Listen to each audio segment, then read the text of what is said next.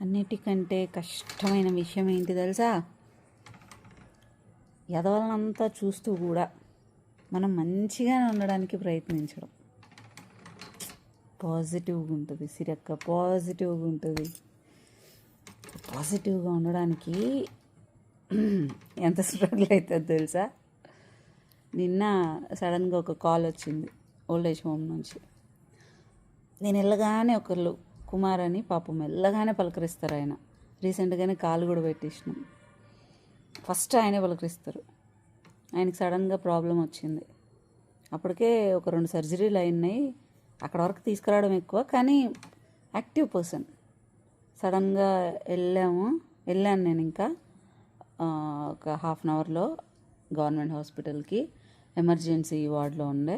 తెలిసిన డాక్టరే ట్రీట్ చేసింది. సో ఏమన్నా ఛాన్సెస్ ఉన్నాయేమో అని చెప్పి మాట్లాడినా.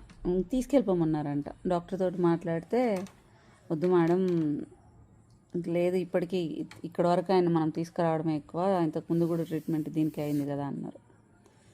ఫోన్ చేశా ఇంట్లో వాళ్ళకి. దీనికో ఏమో ఇవ్వలేదంట, ఏదో జరిగినాయి. ఆ మనిషిని చూడ్డానికి కూడా పెద్దగా ఇష్టపడాల. ఆయన ప్రాణం తెలుసా అల్లాడుతుంది. లాస్ట్ కోరిక ఏం తెలుసా? వాళ్ళని చూడాలని. వాళ్ళని చూసిన తర్వాతనే ప్రాణం విడిచేసినాడు. అక్కడికి వెళ్ళి పంపించిన తర్వాత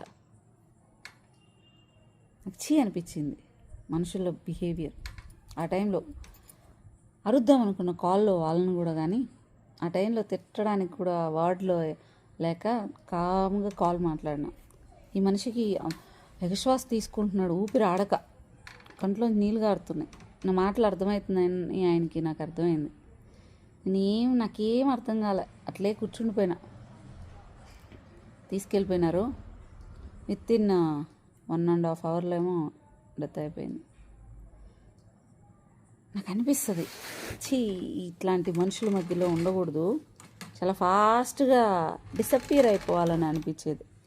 అంటే సోషల్ మీడియా అన్నీ క్విట్ చేసేయాలని, నాకు కష్టంగా చేస్తాను నేను ఇవన్నీ క్విట్ చేసేయాలనుకునేదాన్ని. ఇవన్నీ చూసేటప్పుడు ఏమనిపిస్తుంది అంటే, ఇది ఉంటే నెగిటివ్ పీపుల్ ఉంటారు, బట్ ఇబ్బంది పడే వాళ్ళు ఉంటారు కదా, వాళ్ళని మనం ఎందుకు ప్రొటెక్ట్ చేయకూడదు? వాళ్ళని వదిలేసినా కూడా తప్పే కదా అని అనిపించింది ఆ టైంలో. కానీ మిక్స్డ్ ఆ డెత్ అనేది, వాళ్ళతో మాట్లాడేటప్పుడు ఆయన శ్వాస తీసుకునేది బతకడానికి ఏందో ఇబ్బంది.